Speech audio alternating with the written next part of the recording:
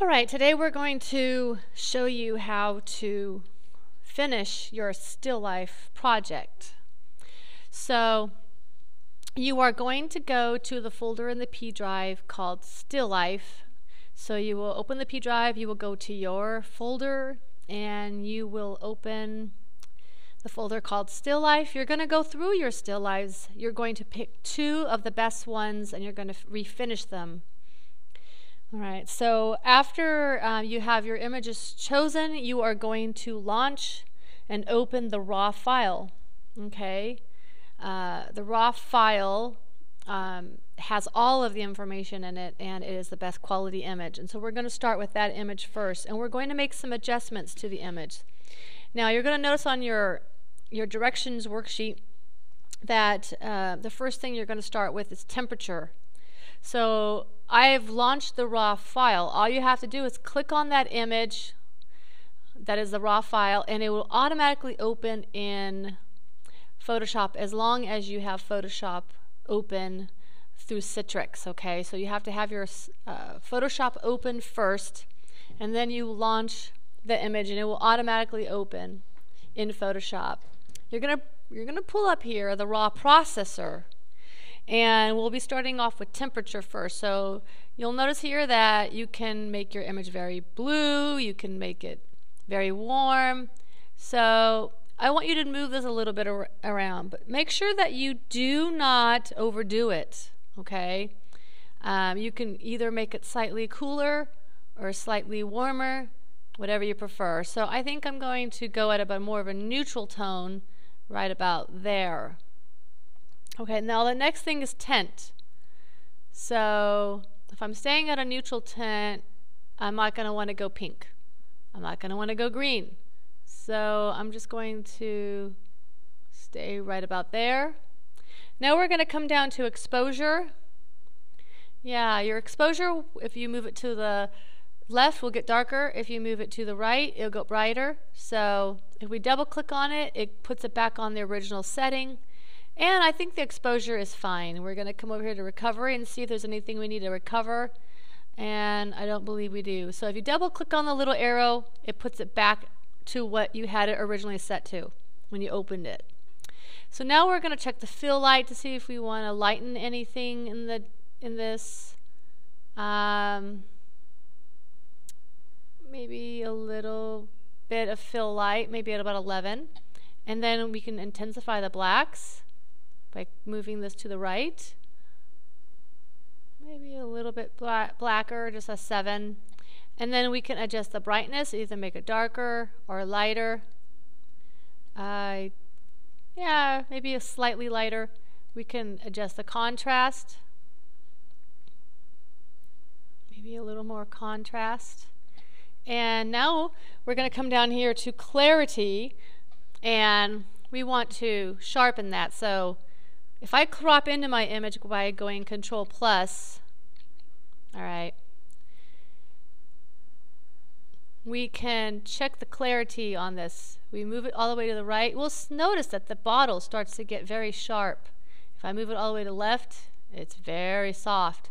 So if I double click on the little arrow, it puts it back to where it was originally. So I'm going to move it a little bit over and make it a little bit more sharp. Now, I don't want to overdo this because we'll get pixels. We'll get noise. Okay, we'll get some image damage. We don't want to do that. So maybe I'm going to go up just about up to like 50 or so, 50 or 60. Now vibrance will put a little more brighter color. So if I back out a little bit, if I click on vibrance, it'll put a little more color into this, and maybe we'll go up a little bit. But we don't want to go too far because then it looks really fake. So maybe up to about 40, 45. And saturation, we'll saturate the color. If we go too far, again, it looks really fake. So I'll maybe add a little bit of saturation, but not too much. So if I back away, my image is looking pretty good. I'm just going to maybe lower these a little bit more on the vibrance and saturation because I really want to be careful that I don't overdo it. Okay, so now you're going to click on the icon that looks like a little tree or a little triangle right up here at the top. This is our detail button, so we're going to go ahead and click on that. And we can use this to sharpen the image even more if we want to. So I'm going to go Control Plus. I want to look at my image closely because I don't want to cause any noise. Okay, any that will be grainy. That'll have like a grainy effect. So there's the original. It's at 25. I can sharpen it a little bit more. I can reduce the noise. So this is noise reduction. I can reduce the noise reduction. I'm just looking here and it looks like it's pretty good. Look at my luminance detail and my luminance contrast, my color. I'm just looking to see if there's anything that's changing. And I'm going to go minus, Control minus. Looks good. Going to go Control plus. Get in really close. And I'm going to move this just around a little bit just to check it out, make sure everything looks okay. Make sure that there is no noise. Alright, so I'm going to go back out. It looks pretty good. Alrighty, so now I want to do my last step, which is to open the image. So I go ahead and open it. And now my image is ready to work. Okay, I'm ready to work this image. Now you want to crop this image to an 8x10 with a 300 resolution. For vertical, I'm going to come over here and click on my crop tool. I'm going to clear this. I'm going to set my width to 8 for vertical and my height to 10 with a 300 resolution, and I'm going to look and see if I like this as a vertical. I might prefer it as a horizontal. Don't crop. So if I want it as a horizontal, I just can click on this little arrow in between here and it'll switch it for me so I can crop this as a horizontal. So I'm just kind of looking here, and I'm going to use a rule of thirds since our little crop tool automatically puts in that rule of thirds for us. I could use the rule of thirds here, or I could center with my little crackle bottle. In fact, I think I'm going to center my little crackle bottle here. Move that down. I'm going to center that right in here. Move that down. Move that over a little bit. And I like that, so I'm going to say OK. So there we go. So there's my crop. I'm going to actually center my little crackle over coat rather than using the rule of thirds for this particular assignment. Alright, so now I'm going to move on, and it says here that on the second page of my directions that I need to duplicate the layer. So I'm going to duplicate the layer because you never want to do work on the original layer. Okay, and it says to rename this to working image, which I'm going to do. And then this is the image you want to make the corrections, like any type of retouching. This is where you want to make the corrections. You can use a spot healing brush tool on the toolbar, or you could use your clone tool. Whatever works for you. I'm going to crop in close and check to see what maybe needs to be retouched. Okay, I see a little something on this fabric right here, so I'm going to use my cloning tool, and I'm going to get rid of this little spot on the fabric. Move over and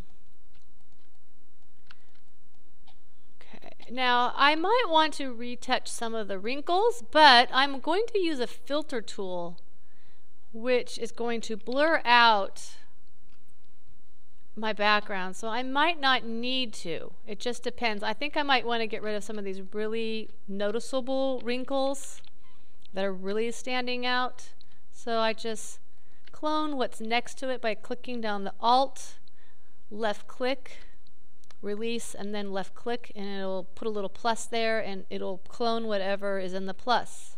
I'm going to get rid of this one here. It's kind of pretty intense. And maybe kind of blur out this shadow here, get rid of this.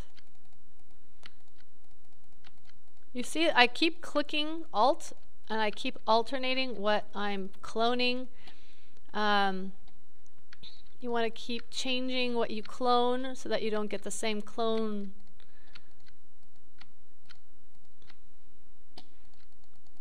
All right, maybe get rid of this. You want it to be very natural. You want it to not be very obvious that you clone stuff.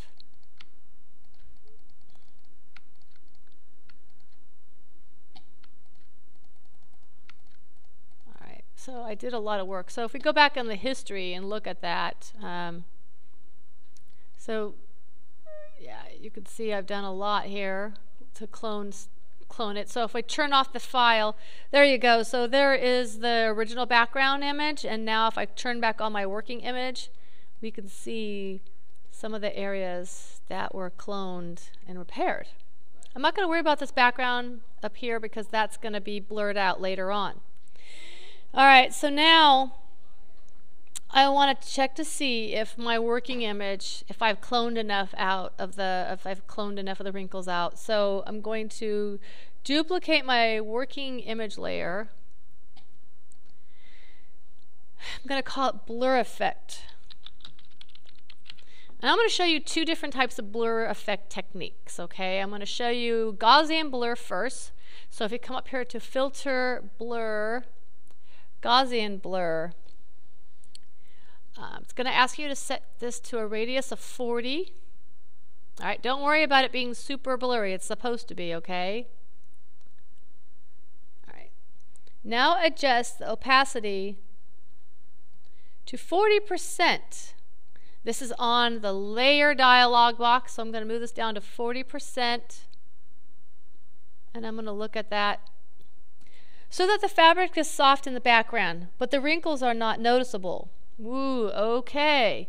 I still see some wrinkles that are noticeable. So I'm going to actually blur this at more than 40%. I'm going to blur this at maybe around 83%. Okay. However, I've got blur all over my objects and I don't want that. So I'm going to put a layer mask on my objects, and I'm going to go in with the brush tool, and I'm going to set my brush tool at a 40% opacity so I have a little more control.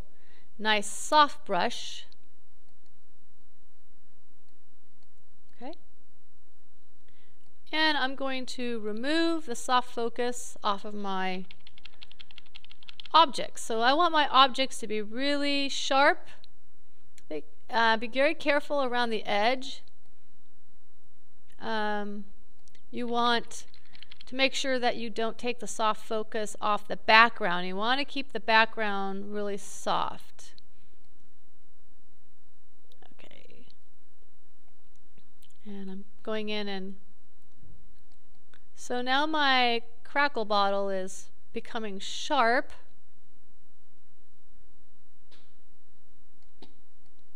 Be careful for the edges of your project because you get what's called diffusion if you don't remove the soft focus off of all the product. You get diffusion. So you're going to need to crop in very, very close. And so you're going to zoom in very close. And you're going to be very careful about going around these edges. You want to get all that soft focus right off of the edge of this bottle, leaving the soft focus only on the background,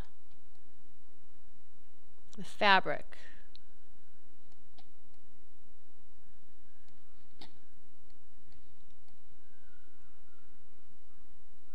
So you can see I'm carefully doing that. Now this takes some time, it really does, especially because you're using a 40% opacity brush. But you know what? By doing that, you are taking it slower for sure, but you have a lot more control, and you're able to really carefully remove the soft focus off of your bottle here. So just taking it off here. And when you remove the soft focus, what you notice happens is it gets darker. I mean, like the soft focus kind of puts this very fuzzy kind of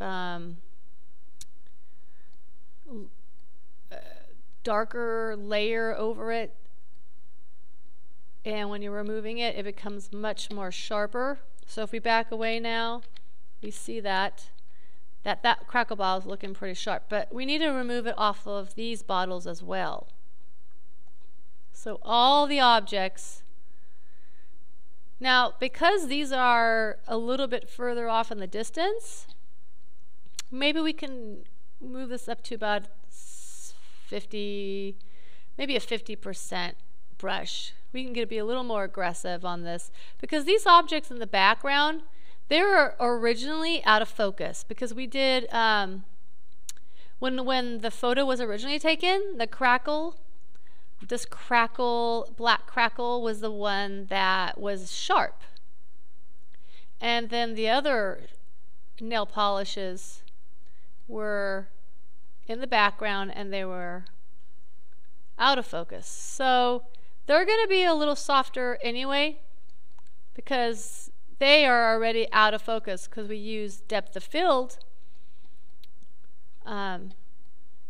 to highlight our black crackle in the front. We wanted that one to be sharp, to be our main focus, and the rest of these just to be in the background. You can recognize them as, as a nail polish, but they're still kind of soft. All right, so as I go through these, and I'm not doing like super fine detail job on this. I could get in a lot closer, but for a demonstration purpose, I'm trying to speed this up a little bit. So, and I'm just trying to give you the general idea of how it's supposed to look. So we have to also think about our background. Our background in the very back is going to be out of focus, okay? But the background in the front, well, it shouldn't be as out of focus because it's closer to the camera. So let's back away. So this area right in here, I think we should remove some of the soft focus there, but we don't want to remove too much. So I'm going to come down here and put my brush on like a 10%, and I'm just going to take off a little bit of the soft focus, and you'll notice that on our mask, it shows up kind of as a light gray. So we might need to go on our working image, and we might need to do a little more retouching. Like right in here, I want to get rid of that dark area. And because what we're doing is we're revealing this working image below, okay? And I want to get rid of this. Go in a little bit closer so I can really see what I'm doing on the retouch. Okay. Got this little dark. I want some shadow there, but I don't want it to be. Just going to carefully kind of fill in that shadow a little bit here. Alrighty, I'm going to move this over.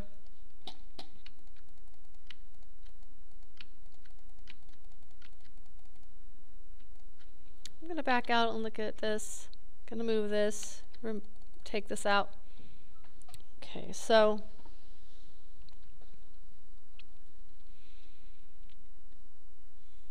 I'm going to go on my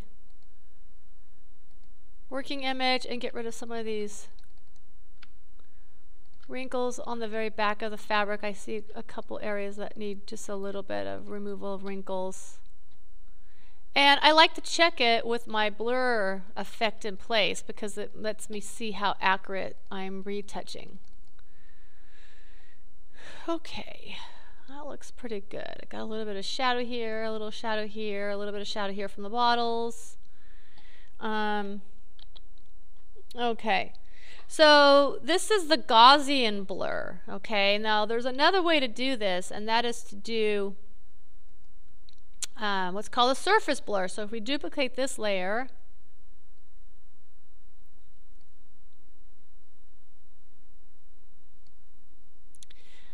and we call this blur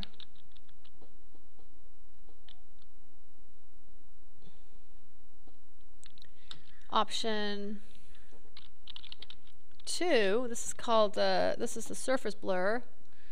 All right, I'm not going to demonstrate the motion blur, but I'll quickly demonstrate it, but I'm not going to use the layer mask to remove everything. And I'm not going to use, also on this second option, which is surface blur, I am not going to I'll put a layer mask on it, but I'm not going to redo or remove everything because it just will take too much time.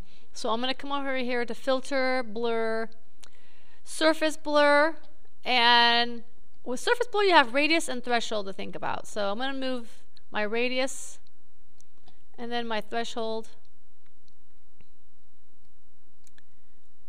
And I want to blur out my background, but also think about like my my objects. You know, I want to blur out my fabric.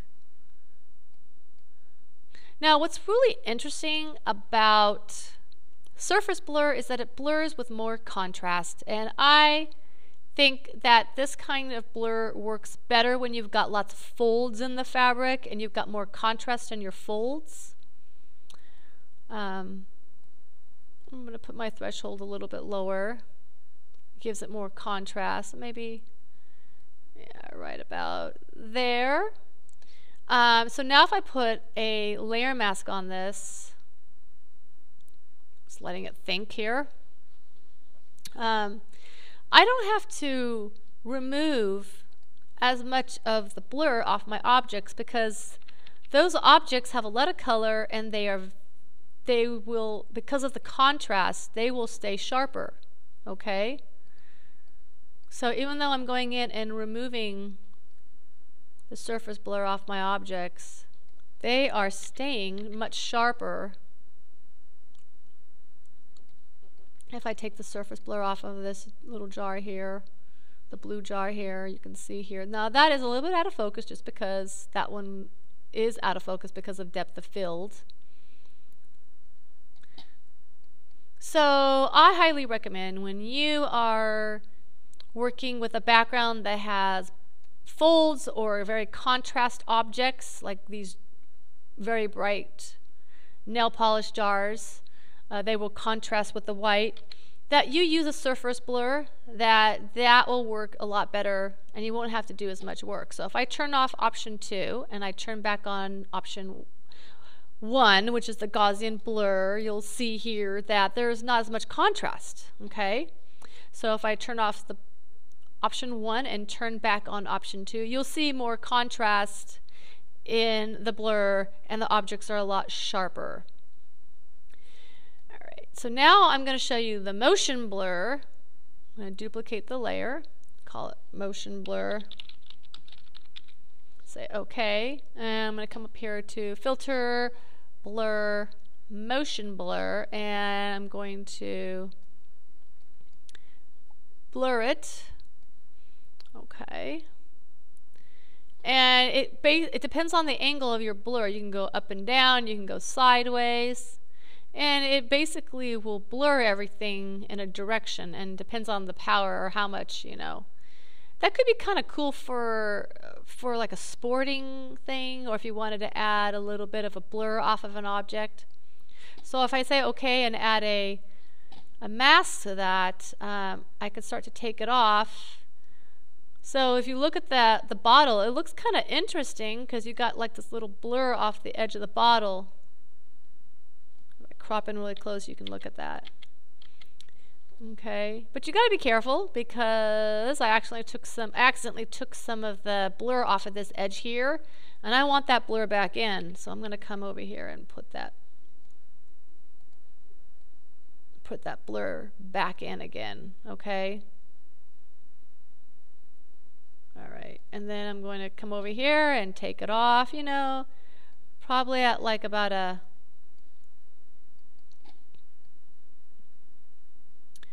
you know, anywhere between a 40 to 60 brush opacity up here, okay, along right up here. You want to be able to control what you're doing. Now you can see here I'm keeping it blurred to the right of the bottle,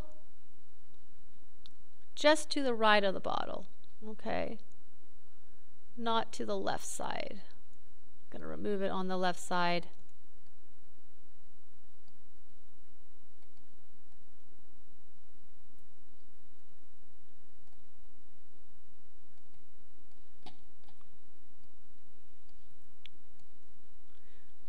I'm just going to do this one little crackle jar so that you could see how it works. Okay, now what I am doing though, however, is I am removing the blur.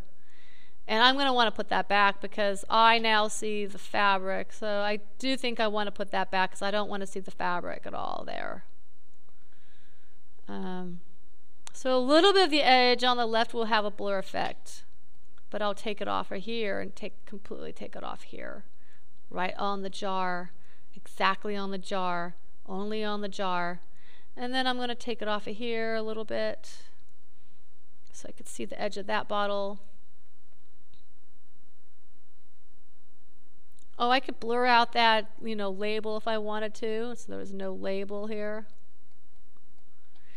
So if we back out, that looks pretty cool. You know, if you wanted to have like a blur motion along the edge, that is definitely something you could do as well.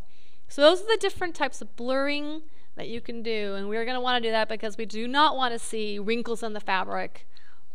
This is going to soften all that. So I'm going to go ahead and turn on my option number 2. Actually, I will do my very first option because that's the one that I really worked hard on. Okay, so my very first one, which is Gaussian blur. So now you're ready to go on to step number 4. Once you're totally done softening the image, I'm going to take a snapshot of it.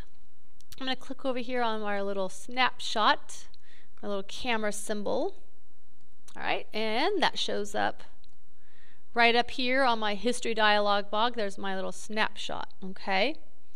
Now it's time to add a vignette, okay? So I'm going to go down to the bottom. Actually, I'm going to go to the top. I'm going to put in a brand new layer, and I'm going to call it Vignette. And I'm going to come over to my paint bucket tool. I'm going to click on a color that's in here, like a white color, or kind of a grayish white. I'm going to say OK. Now I'm going to go ahead and pour that in, and I'm going to add a layer mask. And I'm going to make sure I have a very soft big brush, 2500 soft big brush. And I'm going to put my opacity down to about 40%. And I'm going to control this. I'm going to make sure I've got black on top, white on bottom. And I'm going to remove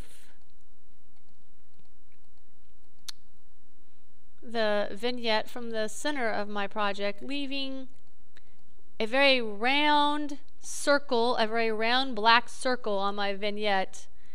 And I want to definitely remove the vignette off of my crackle bottle. I want that crackle bottle to be completely black, really sharp. Okay, so I could have a little bit of the vignette on the right side of it and on the left side of it. And if I turn my vignette off, that's what it looks like without the vignette, and that's what it looks like with. So it's kind of nice. It actually kind of fills in some of the shadows a little bit, which is nice. Makes it a little more cleaner of an image. And I do like this vignette, so I'm going to go ahead and take another snapshot of this. So now I've got 3. I've got the original shot. Ooh, bad. Got my snapshot 1 and my snapshot 2 with the vignette. Now I have the option to, this is optional, you don't have to do this, okay, but you have the option to merge the vignette layer and basically add a what's called a stroke, a crisp stroke on the inside of the border of this image. So you merge down the vignette layer with your blur layers. Okay, just gonna just merge layers, and if I double click on that, I can now pull up my layers dialog box, click on stroke. I'm going to put the stroke on the inside. Okay, and cancel. I think I also need to merge it with my working image. Let me try that again. Merge layers.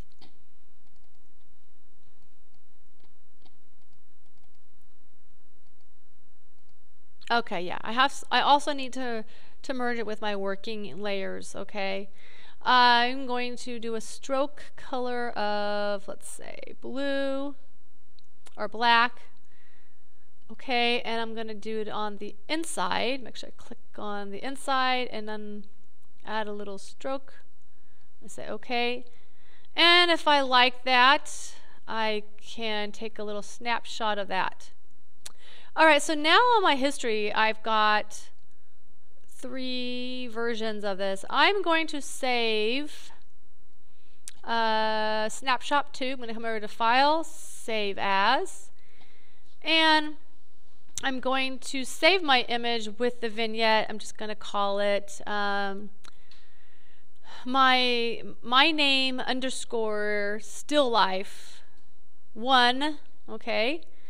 Now I'm going to click on my snapshot 3. I'm going to go File, Save As, and I'm going to call this vignette. I'm going to say my first name _ still life 2.